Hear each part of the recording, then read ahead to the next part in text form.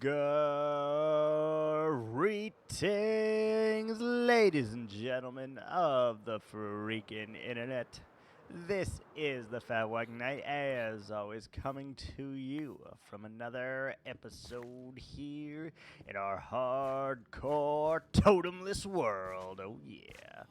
Today, we got a lot to do. A lot of little tasks that will actually eventually end in a bigger task. That is all of Seraphs Outpost, which is our town centered in the middle of a forest. So the plan is, if you don't already know, we are going to have roughly 20, maybe more houses in this town. And each and every one of them is going to have different trees all surrounding them. And it's going to be a real cool little project we got going here. Now, I say little because in relation to projects that I have worked on, this is it's small. Okay, I'm just gonna go out and say it is freaking small, and I think I'm gonna have a good time with it. We're making it small for one specific reason. We want to have some chance, some small, insignificant chance that we will actually finish what we started in a reasonable time frame, and that will be part of the challenge. It's not something I've done successfully in a long time, but we're going to get it going. We need lots of wheat. We need lots of dark oak. We need so many different building blocks for this one build. But just know, in the end, this new, well, I'm going to call it a new biome. We're going to call it the Rolling Plains. And I believe that this little biome here will be a very good start to the world as we know it. Now it's time to start the pathing. What I mean by this is we lay out the initial mud that we are doing, the packed mud. Looks real good. And I kind of go with the ratio of 60-20-20, where I do about 60%, give or take, of the packed mud. Then we do 20% of the packed mud bricks. And then we do 20% of the jungle slabs, all of which makes a really pretty pathway, in my humble opinion. I think it looks pretty good, and it suits the overall feel of Seraphs Outpost quite nicely, as there will be a lot of foliage around. And so we kind of need to break that up with a little bit of something that you're not going to really look at, but also something that can show us a little bit of a differentiation between the two things, which is very, very freaking important, you know? Anywho, we're flying over all the way to the mangrove swamp, get ourselves a bunch of mud. Oh, no, I lied. We were flying over to this village I discovered over here to grab a bunch of wheat, which we forgot. And, that's just how it goes sometimes. So, the importance of the path is this. If you do not make it in such a way that it looks nice, it detracts from the whole feel of the base. You got to have enough paths so that it doesn't feel like they are trapped, but also not enough paths that you feel a little bit overwhelmed with the sheer amount of things that are going on there. It's just, it doesn't work. It really, truly doesn't, and I don't love it. So I think that doing really any building is good, but doing the path first and doing the path correct is even more of a valuable thing. Because if you mess up the path, it is very hard to recover and decide exactly how to progress. If you mess up a building, it's as simple as tearing it down. But if you've already laid out paths that connect to these buildings and you haven't addressed the root of the problem, well, then guess what? You are in for a pickle, and it is very, very difficult to fix. So that is why I like to make sure that these paths work as well as they do. And there are times where the path isn't quite right, and we often have to fix it. Not always do I get it correct on the very first try, but sometimes it happens, and other times you have to make minor adjustments, and that's all part of the road. Because, again, the curve is everything. How straight it is, how it fits into the environment, it's literally everything. And if you mess that up, guess what? You've messed up all the buildings as well.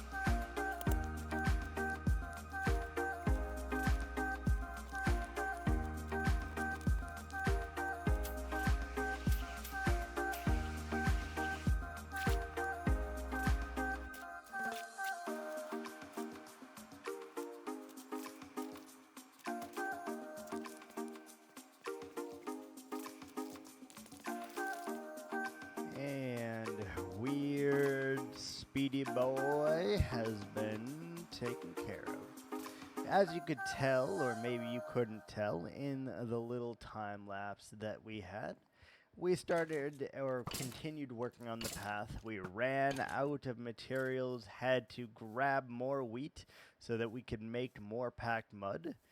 We also started building a cactus farm and got the resources for that as well. We needed sand, we needed cactus, and we needed lots of fences.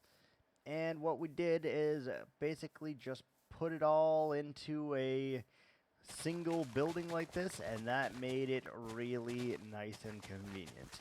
Now, I'm not really sure what yet we are going to need a cactus farm, but you always need things in this game that you never really know that you need until you know, or until you need it, rather. So I just figured I would knock that out right away. Well, I say right away, but it has been close to, I don't know, 280 days at this point, give or take. I don't know the exact day that I am on in this video, but somewhere around that mark, and we are just now building our very first cactus farm. Granted, it is not very good. It is a single layer. It is not very efficient at all, to be completely honest, and that's okay. We just needed to trinkle in over long periods of time, and the longer it trinkles in, the more cactus we will have for when we actually need it, which is really a part of the plan, you know? We also have a fully functional creeper farm, a sugarcane farm that needs to be expanded a little bit, because right now it produces like 60 or so every time we need rockets, and I feel we need just a little bit freaking more than that, to be completely honest with you, because we are burning through rockets like it's nobody's business, and that's all thanks to a creeper farm. Normally, I do not have the resources required for me to do that.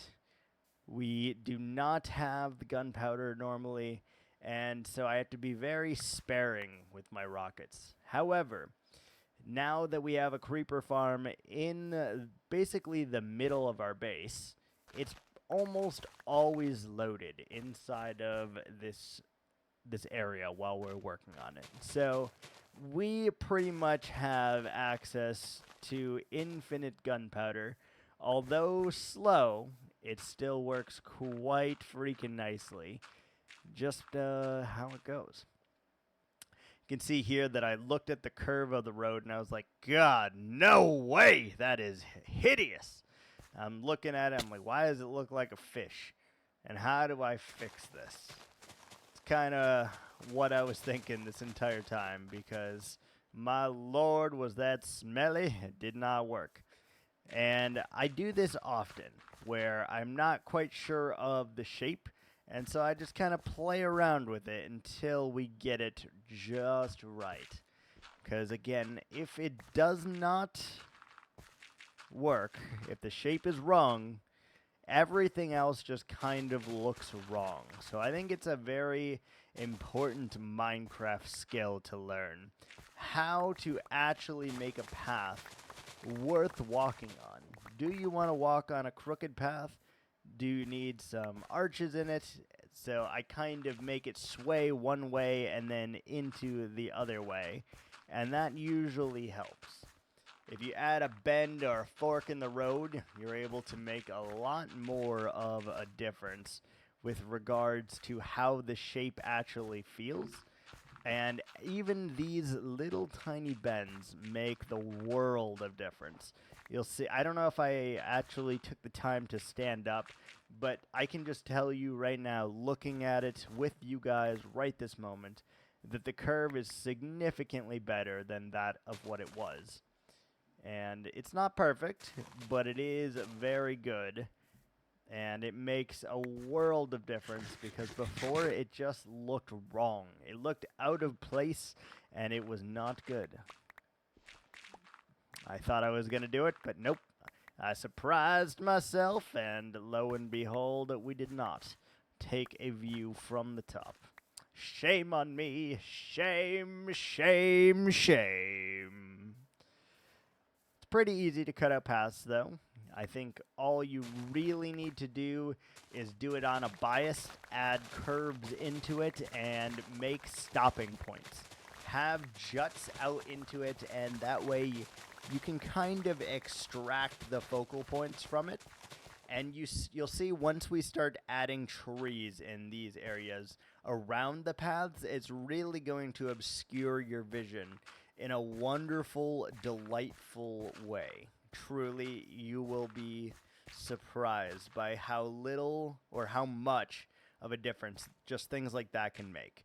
By obscuring some of the vision, by changing some of the depth, by changing the curvature, it makes it a whole lot easier. And you try not to do absolutely straight paths, because absolutely straight paths simply do not freaking work.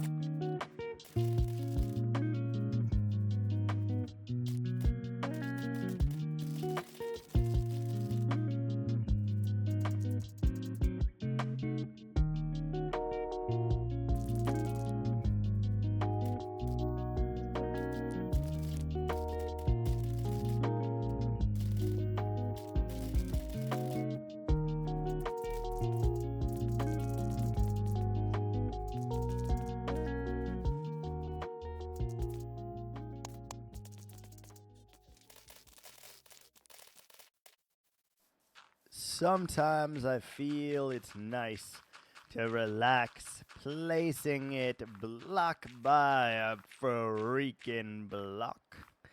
We try and we try to make the terrain better. And this is really only sequence 1. So we still need to add trees, rocks, pebbles, cliffs, little pools of water. The way the terrain actually looks and feels will change the vibe as well. And I'm not even 100% sure that we're going to use grass in any capacity here. There very well may be 0 grass in this entire build. And that's just because I don't know if it actually fits the aesthetic. Once there is all of the trees, it may be it might be too much green, is really what I'm saying here. And we really do not want that to happen. Too much green leads to just bad. Too much of any color, bad. Too much repetitive lines, bad. So I'm really going to have to push myself to the envelope here as we do all of the ceilings and roofs of all of the houses, as well as all the decor that's going to have to go on the outside of all of these houses. Right now, they are simply blank slates. Not a single building is completely finished yet. And that's just because I haven't done it. I feel that the paths are important, and you know me. If you've watched me for any duration of time, especially the new and edited videos, you can kind of get a glimpse of my ADHD brain, where I kind of squirrel off and do random tasks whenever I feel like them, for no particular reason, even if I am in the freaking middle of a task. And that's just how I roll, baby. I don't know why. I can't help it. I've done it for as long as I can remember. ADHD, you know? It's a great, great thing. And allows you to hyper-focus, but also not focus at all on the given task. And that's exactly what I'm freaking doing. Sometimes I fill in the grass, sometimes we cut holes, sometimes I build a house, sometimes we worry about our organization. Oh, why did we do the chest this way? Is our wheat farm working? Let's go check. Sometimes we look down at our pens and we're like, why is the villager trampling all these crops?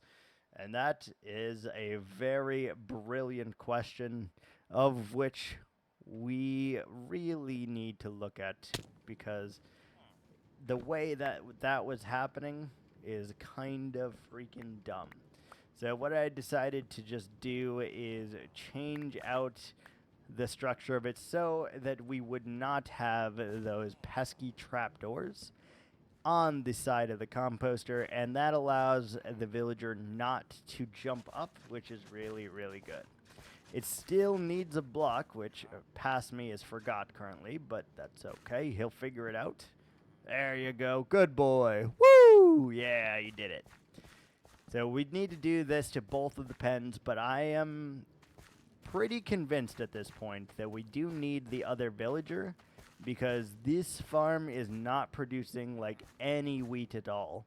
And the other farm is in fact picking up and creating some wheat. So the only difference between those two farms is that there is a third villager in the other one, and there is not in here. But I genuinely do not know if that makes a difference or if it does not. Back to pathing. Yes, we've taken a little break to fill in some things, and we're right back to freaking pathing. But little did you know that the pathing would not last long, because there's an ADHD Viking in control, in charge, and he's just kinda doing whatever the hell he wants. He clears his inventory, swooses back over to a random house to teabag it before trying to figure out the end of the cactus farm. Trying to get it right, trying to make it so that it actually works, and I realized real quickly the design that we did was freaking dumb because we didn't put up the freaking fences high enough. I thought that they could be on the same level as the cactus, and boy, was I freaking wrong. But I discovered it quickly, and all we have to do is basically lower the floor. We figured out, hey, there was dead spots. That doesn't really work. Doesn't really look good. No. What are we doing? I don't know. Figure it out. Lots of moments of trials and tribulations here before finally tearing it all down and starting anew. Decide to just add water at the bottom here and then rows so that we can go ahead, make our little cactus indentation, and we can get ourselves some freaking cactus, which is beautiful, if I may say so myself. Really simplistic design. Most likely not efficient, probably produces like 100 or so per hour. Nothing fantastic, nothing special, even a little bit, but it works. And that's really all that we can ask for. I don't care how fast or how slow things are in this world, so long as they do, in fact, work a little bit, and that's all we can really hope for. Over time, it'll give us the cactus dye that we need for whatever we're going to do with it. And we tried to make a fake door, which I will obviously have to do better very soon here, because I really want something to look right here. It needs to feel like an actual door. Almost all of these need to feel like actual doors, because, well, you're supposed to be able to get into them all. But some of them are farms, and you don't really get into farms, as it were, so, you know, that's just kind of how we have to do it. We figure it out, and we work with it until it works in our favor, and then we're happy about it. But that's going to do it for me today, ladies and gentlemen. Thank you so much for watching, and until freaking next time, ciao.